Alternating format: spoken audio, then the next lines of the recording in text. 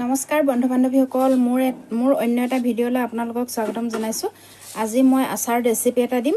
সেইকাৰণে মই এতিয়া অলপ সৰিয়হ ভিনেগাৰত তিয়াই থ'ম, 2 ঘণ্টামানৰ কাৰণে তিয়াই থ'ম। তাৰপিছত আপোনালোকক দেখাই আছোঁ। এতিয়া মই এই সৰিয়হখিনি 2 ঘণ্টামান তিয়াই থ'ম। তিওৱাৰ পিছত ফাইনেল লুকটো আপোনালোকক দেখাই আছোঁ। এয়া মই সৰিয়হ বেছি লোৱা নাই, মই আচাৰ পৰিমাণটো কমটি, সেইটো কাৰণে সৰিয়হ কমকৈ লৈছোঁ। ইয়াত আপোনালোকে ইমানটো জোখতে ভিনেগাৰটো দিব, যাতে সৰিয়হখিনি গোটেইখিনি ডুব খাই থাকে। মই আৰু আচাৰত ভিনেগাৰ ব্যৱহাৰ নকৰোঁ। এতিয়া মই সৰিয়হতে দিছোঁ 2 ঘণ্টামান। এইখিনি এতিয়া কোমল হ'বলৈ দিম। জলকীয়া মোৰ এইখিনি কণ জলকীয়া আৰু জাতি জলকীয়া মিক্স আছে। এদিন ৰ'দত দিছোঁ, পানীটো শুকুৱাই লৈছোঁ, আৰু এইখিনি এতিয়া মই ধুনীয়াকৈ ঠাৰিখিনি গুচাই ল'ম। গুচাই লৈ আপোনালোকক দেখাই থাকিম। এতিয়া মই ইয়াত কি কি মছলা ব্যৱহাৰ কৰিম আপোনালোকক দেখুৱাম। জিৰা, মেথি, চফ, কালজিৰা আৰু শুকান জলকীয়া। এইখিনি মছলা মই অকণমান কেৰাহীখন পাতি লৈ অকণমান কেঁচা গোন্ধটো যোৱালৈকে ভাজি ল'ম। ভাজি লৈ মই মিক্সাৰত খুন্দিম, খুন্দি লৈ আচাৰত ব্যৱহাৰ কৰিম। অলপ সৰু সৰু কৰি দিছোঁ, যাতে ইয়াত তেল আৰু মছলাটো সোমাব পাৰে।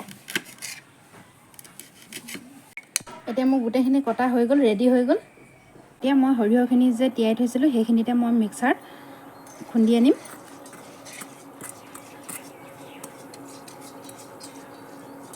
ইয়াত অকণো পানী মিক্স নকৰিব, পানী মিক্স কৰিলে আচাৰখিনি বেয়া হৈ থাকিব।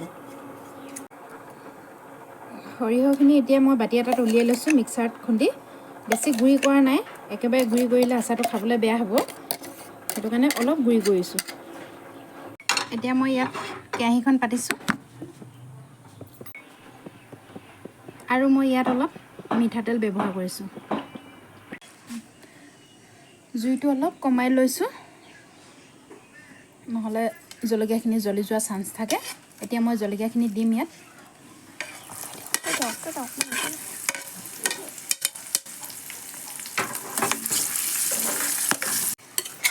এতিয়া মই ইয়াত সৰিয়হখিনি এড কৰিম।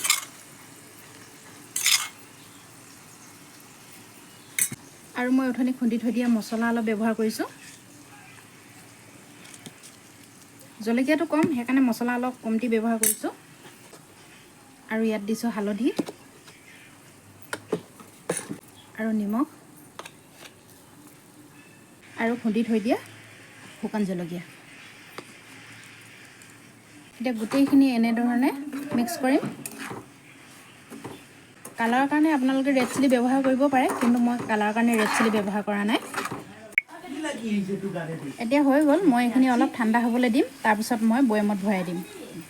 এতিয়া মোৰ আচাৰখিনি সম্পূৰ্ণ ৰেডি হৈ গ'ল। এতিয়া মই বৈয়ামত ভৰাম। এইটো আগৰে বৈয়াম, আগৰ মানে কেইদিনমানৰ আগত জলকীয়া আচাৰ বনাইছিলোঁ। জলকীয়া আচাৰ বৈয়ামটো জলকীয়া শেষ হ'ল, ইয়াতে ভৰাই দিম।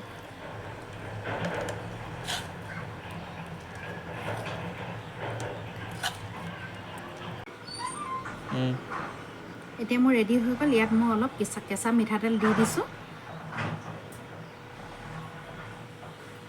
আপোনালোকে যিমান পাৰে সিমান দিব, মই অলপহে দিছোঁ। এতিয়া 2-3 দিনৰ কাৰণে ৰ'দত দিম, তাৰপিছত আপোনালোকে ধুনীয়াকৈ খাব পাৰিব। অন্য এটা ভিডিঅ'ত আকৌ লগ পাই আছোঁ। Bye bye.